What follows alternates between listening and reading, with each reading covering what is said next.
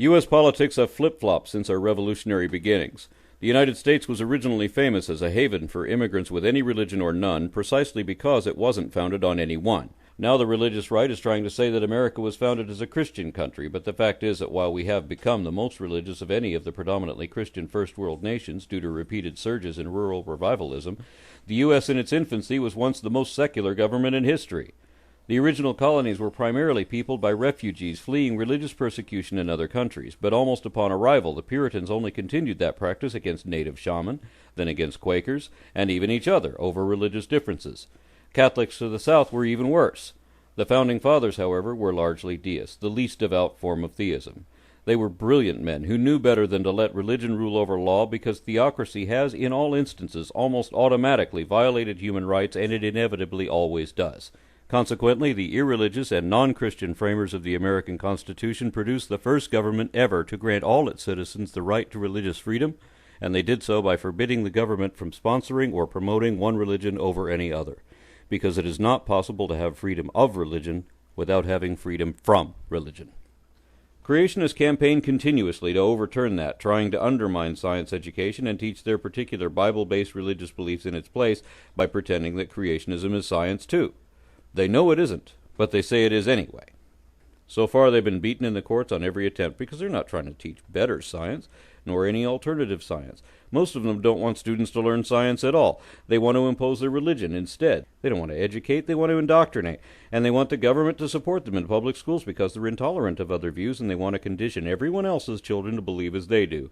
Do you believe in UFOs, astral projections, mental telepathy, ESP, clairvoyance, spirit photography, telekinetic movement, full trance mediums, the Loch Ness Monster, and the theory of Atlantis? But America's pioneer concept of separating church from state still prohibits this. In 1987, creation science was outlawed in public schools as being exclusively religious and not scientific in any sense. And in 2005, it happened again. Since even intelligent design creationism cannot compete with evolution as a science, creationists try instead to evoke the same constitutional prohibitions against them and turn them against science by asserting that evolution is a religion too. They know it isn't, but they say it is anyway.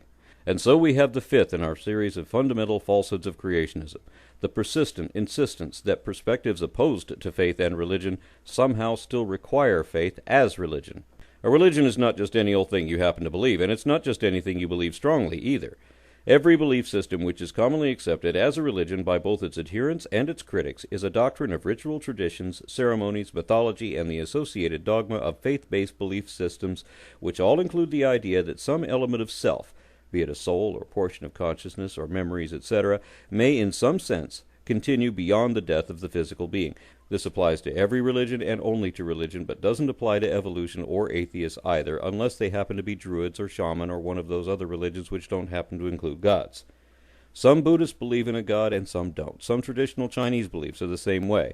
Not all religions have creative deities, but every religion must propose something paranormal, beyond tangible existence, which they believe we'll experience after we die. You can't posit something like that without faith, and if you don't have faith, you can't have religion. And when creationists complain about atheists, they're not talking about Buddhists or shaman. They're referring to material, empirical rationalists, people they know don't have any faith in anything supernatural at all, which only makes their lie that much more brazen. According to a consensus of every authoritative or definitive source available anywhere, including theologians, dictionaries, scriptures, hymns, sermons, everything, faith can be accurately defined as a complete and unwavering conviction, a positive belief which is not dependent on evidence and will not change because of evidence. That is unreasonable, and it's unscientific. That is the definition of blind faith. I believe something even though there is no evidence to support it. Faith is often a belief in things which are impossible according to everything we know about anything at all. The belief is sacred, meaning that it is never to be questioned or critically examined, but must be believed no matter what. Skeptical inquiry is strictly forbidden, and apologetics exists only to obligately rationalize away any criticisms so that they may be dismissed without consideration. In other words, faith assumes its own conclusions, believes impossible things without reason, and defends those beliefs against all reason to the contrary. So it can't help but be wrong to some degree to start with, and any errors won't even be acknowledged, much less sought out or corrected. So that situation can never improve. However wrong it already is however wrong it forever will be. So faith offers no way to discover the real truth about anything, but it's a great way to stay wrong forever and never admit it even to yourself. Science is completely opposite in every respect. Rather than any need to believe, science is driven by a desire to understand, and the only way to improve your understanding of anything is to seek out errors in your current position and correct them. You can't do that if you claim your initial assumptions are already infallible, and you can't even begin to seek the truth if you won't admit that you might not already know it, or that you don't know it all perfectly already. While scientists themselves may be religious men of many different faiths, their methodology was designed to be the antithesis of faith, because it requires that all assumptions be questioned, that all proposed explanations be based on demonstrable evidence, and that all hypotheses must be testable and potentially falsifiable. Blaming magic is never acceptable because miracles aren't explanations of any kind, and there has never been a single instance in history when assuming the supernatural has ever improved our understanding of anything. In fact, such excuses have only ever impeded our attempts at discovery. This is one of many reasons why science depends on methodological naturalism, because unlike religion, science demands some way to determine whose explanations are the more accurate and which changes would actually be corrections. Science is a self-correcting process which changes constantly because it's always improving. Only accurate information has practical application, so it doesn't matter what you want to believe.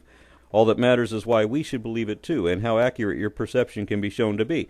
So you can't just make up stuff in science like you can in religion, because you have to substantiate everything, and you have to be able to defend it even against peers who may not want to believe as you do. Be prepared to convince them anyway.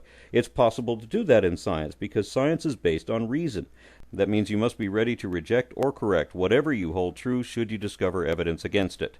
All this stands completely counter to faith, and religious assumptions cannot withstand any of these rigors. But evolution can, and does, and has. For 150 years so far, the greatest minds of the modern age have collectively failed to controvert the essence of evolution.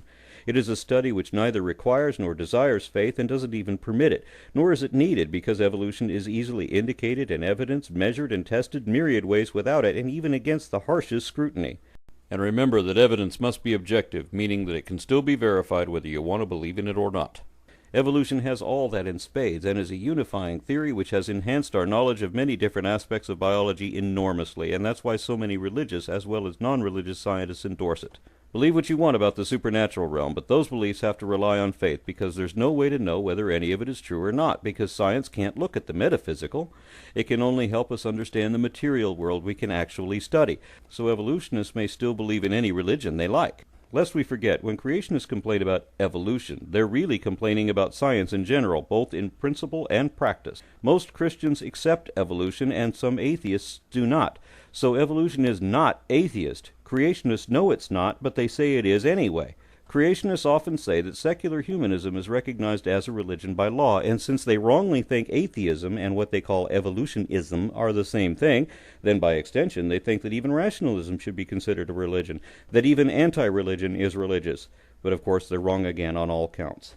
In the 1961 case of Torcaso versus Watkins, Roy Torcaso was denied his commission as notary public when he refused to declare a belief in God. At that time, the state of Maryland's Declaration of Rights required a declaration of belief in the existence of God as a qualification for any office of profit or trust in that state. The Supreme Court ruled that such requirements violated Article 6 of the United States Constitution as well as the First and 14th Amendments.